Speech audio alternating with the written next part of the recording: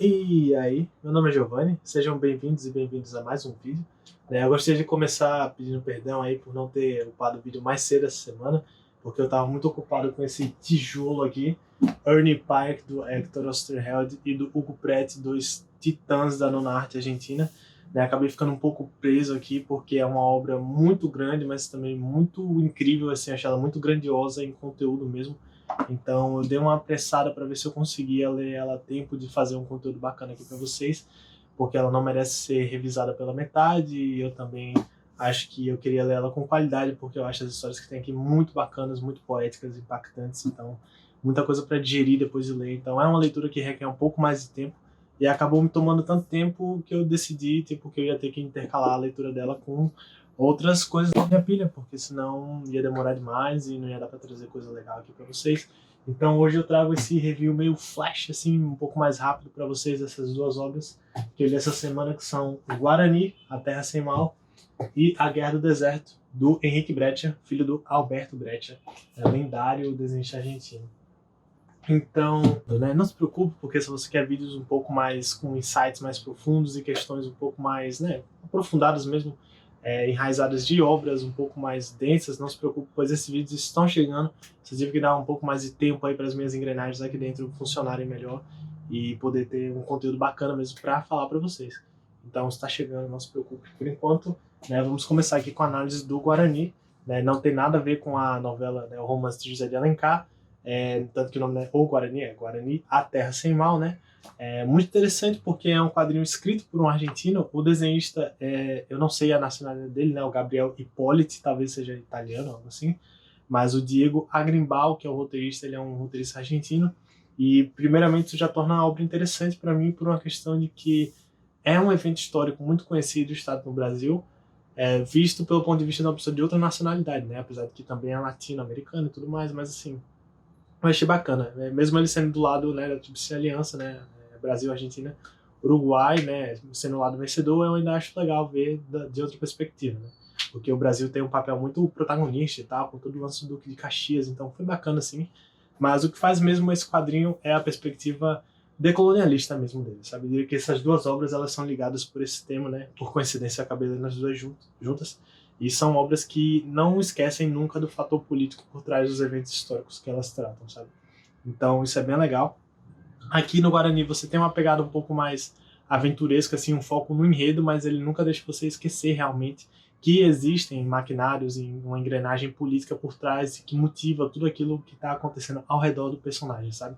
Então aqui a gente tem o Duprá, esse gordinho simpático aqui, é um cara meio buff, um bear aí, daddy, né, com sua câmera, né, uma analogia interessante que você pode fazer aqui, a gente está vendo as coisas, os acontecimentos históricos da Guerra do Paraguai através, tipo, de um quadrinho, né, de uma janela em desenho, e a partir disso a gente vê a janela da câmera dele, sabe? Então isso é bem bacana. E a gente vê coisas que não se vê normalmente, né? Aquela questão dos vencedores, né? Os vencedores sempre vão ter o domínio de narrativa. Então aqui a gente não vê um quadrinho extremamente politizado, mas como eu disse, ele nunca esquece nada. E algo que é bacana nessa HQ, ela foge, na verdade, daquele arquétipo do white savior, né? Então eu tive muito receio assim quando eu fui ler, porque é sempre aquela coisa, o branco que vai chegar e se identificar e legitimar a causa dos indígenas, né, a causa indígena com os índios lá e tal, que são os guaranis mesmo. E na real isso não acontece, é uma coisa que é muito louvável nesse quadrinho, é que ele mantém, né, como um personagem francês. Ele começa o quadrinho como observador, ele passa a narrativa como observador e ele termina o quadrinho como observador. O que muda são as interpretações dele a partir dos fatos que são mostrados nessa narrativa, sabe? Tal qual nós, como leitores, né, que tiramos nossas próprias conclusões também desse evento histórico, né? Você pode ler e ser simpático a uma causa ou outra, né?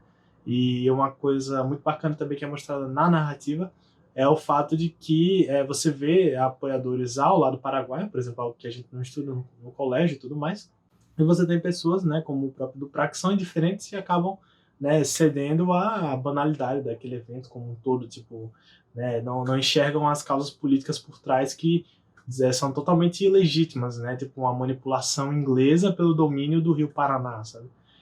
Que acaba convencendo aos países lá recém independentes de que é uma forma de daquilo exercer a independência deles, né, o poder deles como exército e tudo mais. Então, assim, a arte também é bem legal, o uso de cores aqui eu acho que é o que dá o diferencial, e o fato de que o Gabriel Hippolyte, ele pinta por cima das cores, meio que numa arte, num rascunho meio que não arte, tipo, como se ele não arte finalizasse, sabe? E aí, como se ele pintasse por cima de um rascunho mesmo, isso dá uma textura bem interessante à arte dele, assim. É um detalhezinho muito bacana, assim, que dá um tom bem rústico, não é mesmo? Essa trajetória aí do fotógrafo do Prat, meus acontecimentos de guerra, e ele focando, mudando o foco da sua fotografia para o exotismo latino-americano, né? Lucrando com isso para realmente os horrores da guerra, né? E a sua transformação perante o entendimento dele do que é, tipo, uma situação política, sabe? Tipo, ele se entende como um ser político no meio daquela situação, e eu acho que isso é o que faz valer a pena esse quadrinho aqui, que não mergulha tanto nessa questão, mas traz uma boa história, não esquece suas raízes, né? Não esquece as raízes políticas da discussão, e, portanto, faz valer aí o meu 3,5 de 5, né? E aqui nós temos A Guerra do Deserto, do Henrique Brecher, filho do, como eu disse, lendário, titânico ilustrador, né? Alberto Brecher, né? Não confundam os dois. Mas, assim, é uma série de crônicas, né? Que, na minha opinião, poderia, inclusive, se chamar As Guerras do Deserto, né? Mas seria uma intertextualidade.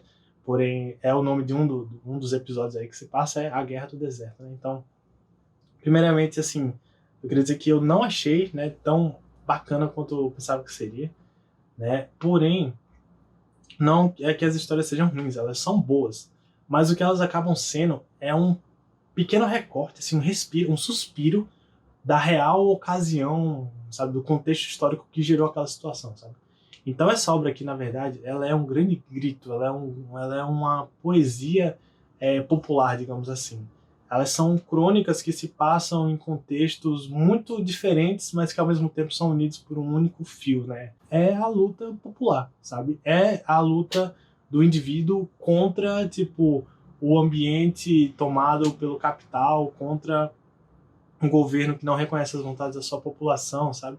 Você tem todo tipo de personagem, você tem tipo um índio, você tem o colono, você tem o guerrilheiro, sabe? Em contextos que vão desde a Argentina, da colonização ali do final do século XIX, já na transição do agrário pro industrial, até conflitos muito recentes, como por exemplo a própria Guerra da Independência da Argélia, sabe? Algo muito mais delicado de se tocar, né? Devido à proximidade temporal, sabe? Então, assim, a arte do Henrique, ela não é tão experimental quanto a do pai dele, né? Mas o pai dele também já estava no final de carreira nessa época, ele estava apenas começando, né? Ele traz um traço bem pé no chão, bem bruto, que combina até com o tom das histórias, né? Que são um pouco imperdoáveis, digamos assim, né? O ser contra o ambiente, o ser contra o inimigo político e real, né? É uma arte minimalista muito bruta, eu senti muita força, muito impacto nela, mas também bem minimalista, preto e branca e tal, e cenários bem, sabe, o foco tá realmente na psique, no indivíduo, naquela narrativa. E como eu disse, infelizmente as histórias não são lá, às vezes nem são tão originais assim nas propostas delas, mas elas funcionam porque você tendo esse entendimento, tipo, dessas causas, né, e você sabendo que, por exemplo, alguns anos antes de ele escrever isso, o próprio Héctor Oesterheld, né, roteirista argentino, foi morto pela ditadura argentina, sabe? Você saber que nos anos 70 o Henrique Brecht escreve essas histórias com um teor político tão forte, né? Ele escreve elas em exílio até, porque apesar dele ser argentino, ele mandava elas para a Itália, onde elas eram publicadas. E aí sim é que ele tirava o dinheiro, sabe? Essas histórias só foram ser publicadas na Argentina nos anos 80, sabe? Então, tipo, por causa da ditadura e tudo mais. Então, assim, são histórias corajosas, assim, de se escrever nesse período conturbado. São histórias que mostram a realidade política, social, histórica, sabe, dialética. Muita palavra chique, né, pra, sei lá, dizer que eu não gostei tanto. Mas, assim, são histórias que têm esse plano de fundo inteiro, sim, mas que, infelizmente, como histórias, elas não sobrevivem por si só. Elas dependem um pouco, muito, assim, pra mim, dessa contextualização, né. Porém, outra coisa que não ajuda muito essa obra é o fato do preço dela não ser muito convidativo, né. Eu acho ela bem pequena, bem fininha. Ela custou tipo, uns R$ 55 na época que eu peguei.